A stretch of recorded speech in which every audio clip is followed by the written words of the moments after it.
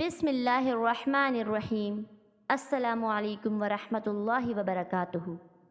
شہر بغداد میں ایک بہت بڑا اور مالدار شخص رہتا تھا۔ وہ تجارت میں خسارہ ہونے کی وجہ سے گردش ایام میں گرفتار ہو گیا۔ تنگی معاش کے ساتھ ساتھ قرض کے بوجھ نے اس کی زندگی کا سکون ختم کر دیا تھا۔ قرض خواہ اپنا قرض اس سے طلب کرتے اور یہ ان کی منت سماجت کرتا۔ ایک قرض خواہ نے بار بار اس سے قرض کی ادائیگی کرنے کو کہا، مگر یہ شخص اپنی مجبوری کی وجہ سے قرض ادا نہ کر سکا تو اس نے قاضی کی عدالت میں مقدمہ دائر کر دیا۔ قاضی نے اس شخص کو یعنی قرض دار کو اپنی عدالت میں طلب کیا اور کہا کہ تم نے اس شخص کا قرض دینا ہے یا نہیں؟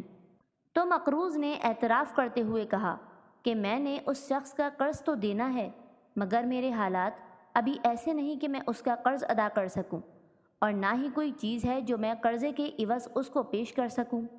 قاضی نے فیصلہ کرتے ہوئے کہا کہ یا تو تم اس کا قرض ادا کر دو، یا کوئی ضامن پیش کرو، یا پھر جیل جانے کے لیے تیار ہو جاؤ۔ اس مقروض شخص کے پاس نہ تو کوئی سرمایہ تھا جو پیش کرتا، اور نہ ہی کوئی شخص اس کے لیے ضمانت دینے کو تیار ہوا۔ قاضی نے مقروض سے کہا کہ تم جیل جانے کے لیے تیار ہو جاؤ۔ مقروض نے قرض خواہ کی بہت منت سماجت کی، لیکن اسے کوئی رحم نہ آیا۔ آخر مقروض شخص نے کہا کہ مجھے اللہ کے نام پر ایک رات کی مہلت دے دو، میں ایک رات اپنے بچوں میں گزار کر واپس آ جاؤں گا، اور پھر تم مجھے جیل میں بند کر دینا۔ قرض دینے والا مان گیا اور کہنے لگا، مجھے کوئی ضامن دے دو کہ تم صبح حاضر ہو جاؤ گے۔ مقروض نے کہا، میرے ضامن مدینے کے تاجدار، بے کسوں کے غم خوار مدنی مختار صلی اللہ علیہ وآلہ وسلم ہیں۔ قرض خواہ نے منظور کر لیا اور وہ مقروض گھر آ گیا۔ بیوی نے جب اپنے شوہر کو پریشان اور غمزدہ دیکھا تو ماجرا پوچھا، تو اس مقروض نے اپنی رفیق حیات سے سارا واقعہ بیان کر دیا اور کہا کہ میں سلطان مدینہ صلی اللہ علیہ وآلہ وسلم کو اپنا ضامن بنا کر صرف ایک رات کے لیے گھر آیا ہوں۔ نیک بیوی نے شوہر کو تسلی دیتے ہوئے کہا، جس کے ضامن سلطان مدینہ سرور قلب و سینہ صلی اللہ علیہ وآلہ وسلم ہو، اس کو پریشان ہونے کی کیا ضرورت ہے؟ چنانچہ اس شخص نے اس پریشانی کے عالم میں حضور تاجدار انبیاء صلی اللہ علیہ وآلہ وسلم پہ درود شریف بھیجنا شروع کیا، اور پھر ذکر محبوب دو جہاں صلی اللہ علیہ وآلہ وسلم کرتا ہوا سو گیا، اور اس کے مقدر کا ستارہ چمک اٹھا، کیونکہ والی بے کساں حضور رحمت للعالمین صلی اللہ علیہ وآلہ وسلم اس کے خواب میں جلوہ گر ہوئے اور فرمایا، میرے امتی تو کیوں پریشان ہے؟ فکر نہ کرو تم، علی الصبح بادشاہ وقت کے وزیر کے پاس جانا اور اسے کہنا کہ تمہیں اللہ کے رسول صلی اللہ علیہ وآلہ وسلم نے سلام کہا ہے اور یہ فرمایا ہے کہ وہ میری طرف سے تمہارا 500 دینار قرض ادا کر دے، اور وزیر کو اس بات کی صداقت دے، اور اگر وزیر کو اس بات میں صداقت نظر نہ آئے تو اس کی یقین دہانی کے لیے اسے بتانا کہ تم اپنے نبی صلی اللہ علیہ وآلہ وسلم کی بارگاہ اقدس میں روزانہ 1000 مرتبہ درود شریف پڑھتے ہو، اور گزشتہ روز تم سے غلطی ہو گئی اور تمہیں شک ہوا کہ پورا 1000 پڑھا گیا ہے یا نہیں، حالانکہ تم نے پورا 1000 پڑھ لیا تھا۔ اور اس کے بعد سلطان دو جہاں صلی اللہ علیہ وآلہ وسلم تشریف واپس لے گئے، اور وہ مقروض شخص بیدار ہو گیا، اور وہ شخص بہت خوش ہو رہا تھا، یہاں تک کہ اس کی خوشی کی کوئی حد نہ رہی۔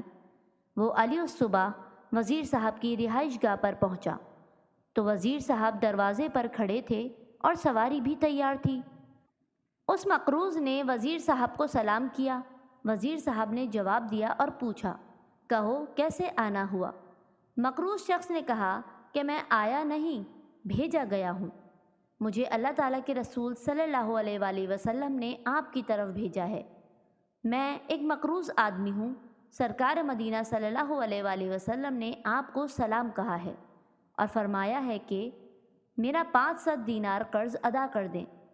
وزیر حیران ہوا اور بولا، ایسا کیسے ممکن ہے، اور میں کیسے یقین کر لوں کہ سرور کائنات اللہ کے حبیب تمہارے خواب میں آئے؟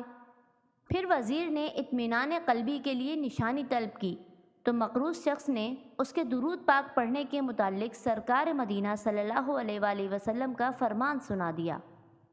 وزیر وہ سنتے ہی اسے اپنے گھر کے اندر لے گیا اور عزت و احترام کے ساتھ بٹھایا اور عرض کیا کہ میرے آقا کا پیغام مجھے دوبارہ سناؤ۔ اور وہ وزیر نبی کریم صلی اللہ علیہ وآلہ وسلم کا پیغام سن کر خوش ہو گیا اور اس مقروض شخص کی دونوں آنکھوں کے درمیان بوسہ دیا کہ یہ شخص رحمت دو عالم صلی اللہ علیہ وآلہ وسلم کی زیارت کر کے آیا ہے۔ پھر وزیر نے اس مقروض شخص کو 500 دینار دیے اور مزید 500 دینار دیتے ہوئے کہا کہ یہ آپ کے گھر والوں کے لیے ہیں، اور پھر 500 دینار دے کر کہا کہ یہ آپ کے بچوں کے لیے ہیں، اور مزید 500 دینار دیتے ہوئے کہا کہ یہ آپ کے لیے ہیں، کیونکہ آپ نے مجھے سچا خواب سنایا ہے۔ مقروض یہ رقم لے کر خوشی خوشی گھر آیا اور اس میں سے 500 دینار ساتھ لیا اور قرض خواہ کے مکان پر پہنچا اور کہا کہ چلو قاضی صاحب کے سامنے تمہارا قرض ادا کر دوں۔ جب قاضی کی عدالت میں پہنچے تو قاضی صاحب اٹھ کھڑے ہوئے اور کہا، رات سرکار مدینہ صلی اللہ علیہ وآلہ وسلم نے مجھے حکم دیا ہے کہ میں اس مقروض کا قرض ادا کر دوں۔ قاضی نے اپنے پاس سے قرض خواہ کو 500 دینار ادا کیے اور قرض خواہ کو کہا کہ میں اس مقروض کو معاف کرتا ہوں اور 500 دینار بطور نذرانہ اسے پیش کرتا ہوں، اس لیے کہ مجھے حضور سرکار مدینہ صلی اللہ علیہ وآلہ وسلم نے ایسا ہی کرنے کا حکم دیا ہے۔ حوالہ سعادت دارین صفحہ 136۔